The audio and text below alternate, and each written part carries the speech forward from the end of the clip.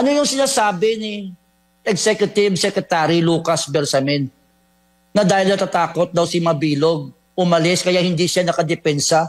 That is totally incorrect. Dapat tiningnan muna nila yung facts of the case, yung background of the case before they made the conclusion. It was erroneous. Pumunta po siya ng Court of Appeals, natalo siya. Pumunta po siya ng Supreme Court, yan ba ang deprivation of due process? Hanggang Supreme Court, inavail niya yung legal remedies niya. Unfortunately, the Supreme Court, the Court of Appeals, upheld his dismissal from the service. And all of a sudden, ganitong gagawin ng Malacanang, forgetting that Mabilog has committed serious crimes against the Ilonggo people. He deserved that dismissal order. Marami pa siyang ginawa na nakalusot siya eh. Tapos, just because of political influence, political accommodation, bibigyan kasi Mabilog was accusing PRRD of many things na hindi naman totoo. Sikmura yung ginagawa niya sa Iloilo, and I became an opposition. And his administration was beset by a lot of anomalies, corruption, drug problems, etc., etc. Until there is this case that I filed against him in 2015 regarding his ownership with a private company na nagkontrata sa Iloilo City Government. I exposed it. I became a whistleblower, and I also filed a criminal and administrative complaint against him sa Office of the Ombudsman dito sa Iloilo. And during that time when I filed the case, hindi po presidente si FPRRD. So there's nothing connected with PRRD because at the time I filed the case against him, yung nakaupo na Pangulo at the time was an ally of Mabilog, no? Former President Noynoy Aquino, kasi si Mabilog is a certified Dilawan. No? So there is no truth that he was persecuted because it was filed during the Aquino administration.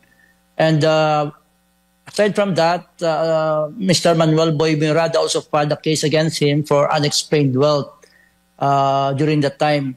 And during those times also, I exposed his connection with illegal drugs.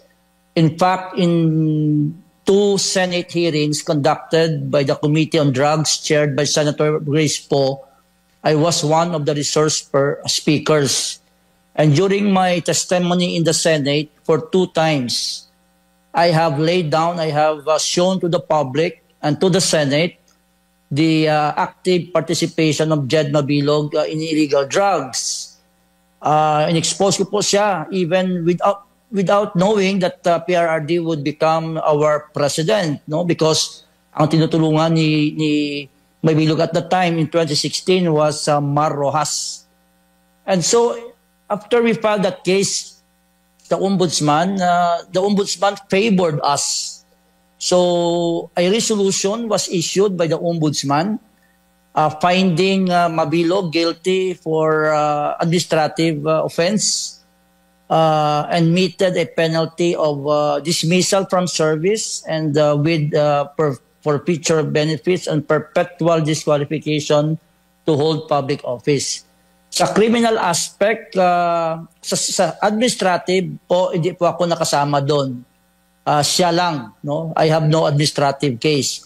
But in the criminal aspect, I was included in the criminal information that was filed with the Sandigan Bayan because according to the ombudsman, I was a conspirator considering that although I am a whistleblower, but I took part in finding the dummy for Mabilog to be able to participate in the bidding.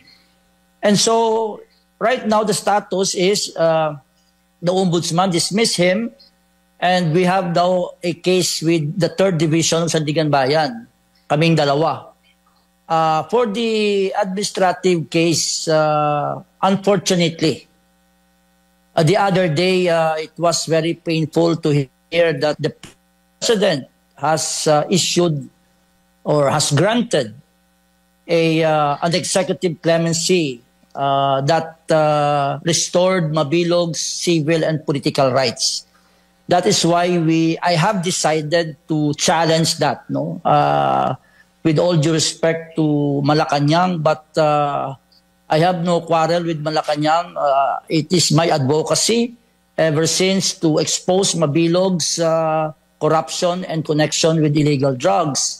I have to continue with this fight because I have invested so much, all the effort, the time, the energy I have spent to make sure that Mabilog will be punished and he should not be given any opportunity to go back to public service. Masamang tao yan, I should say, kasi I know him from head to toe. We've been political allies, we've been close. He is the godfather of my child. I am the godfather of his child. And I must say that Mabilog doesn't deserve that clemency, Sir Admar and Sir MJ. Opo, at matapos po na nito, sir, ano po agad ang ginawa ninyong hakbang ukol dito? And syempre, kung may katotohanan yung mga naihain po ninyo na kaso na sa pera ng bayan yan, ano ang nakikita nyo? Nawala ng hustisya ba kasunod po ng mga pangyayaring ito? Definitely. This issuance of the executive clemency is this will create a culture of impunity. This will set a bad precedence for corrupt officials na pwede pala silang maabsuelto kung malapit sila sa presidente, malapit sila sa Malacanang, despite the fact the actions against the society, pwede nilang gawin na mangurakot, magnakaw. They will abuse their authority because anyway, nakasandal sila sa pader. This executive clemency or the pardoning power of the president is, it has become a tool of political patronage and favoritism. It erodes the independence of the ombudsman.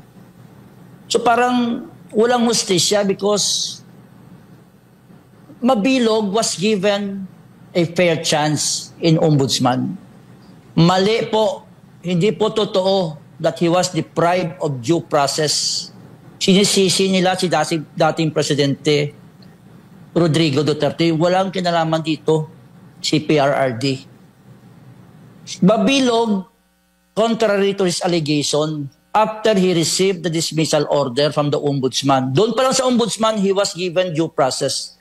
Nag-appear siya sa hearing, he submitted his counter affidavit, he submitted his position paper, and after receiving the order of the ombudsman, he went to the Court of Appeals. He elevated the decision. He challenged it sa Court of Appeals. Natalo po siya sa Court of Appeals.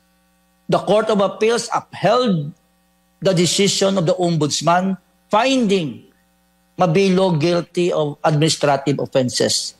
Hindi pa siya kontento po. He went to the Supreme Court to challenge the ruling of the Court of Appeals and of the Ombudsman. In other words, he exhausted all legal remedies. He was not deprived. Ano yung sinasabi ni Executive Secretary Lucas Bersamin? Na dahil natatakot daw si Mabilog, umalis kaya hindi siya nakadepensa. That is totally incorrect. Dapat tiningnan muna nila yung facts of the case, yung background of the case before they made the conclusion. It was erroneous. Pumunta po siya ng Court of Appeals, natalo siya. Pumunta po siya ng Supreme Court, yan ba ang deprivation due process? Hanggang Supreme Court, inavail niya yung legal remedies niya. Unfortunately, the Supreme Court, the Court of Appeals, upheld his dismissal from the service. And all of a sudden, ganitong gagawin ng Malacanang, forgetting that Mabilog has committed serious crimes against the Ilonggo people. He deserved that dismissal order. Marami pa siyang ginawa na nakalusot siya eh. Tapos, just because of political influence, political accommodation, bibigyan kasi Mabilog was accusing PRRD of many things na hindi naman totoo. You know, Mabilog is a certified Dilawan. In the 2022 elections, he was campaigning for Leni Robredo. He and his wife, nagpo-post yan sa Facebook. Sinasabi nila in Facebook, in public, na magnanakaw si PBBM. Sinasabi nila yan. Sila mismo nagpo-post sa Facebook. Si Mabilog, I have screenshots of Mabilog's post and his wife's post because they were campaigning for Leni Robredo. And now look at them. They abandoned the Dilawan and they are now transferring their allegiance to PBBM because he wanted to get away with his accountability to the Ilonggo people. And it pains me a lot because for so many years I have fought Mabilog. I have risked my life during those times that he was very strong, untouchables during the Aquino administration. May mga drug lords pa siya na sinasandalan. We fought so much, so hard. Tapos, all of a sudden, without due process on our part, hindi man lang kami binigyan ng chance to oppose the petition of Mabilog. We were deprived of the opportunity to assail the validity and the merit of his petition for a presidential pardon. Wala a shortcut. It was railroaded. And us being the complainant, were not given the chance to at least oppose and lay down our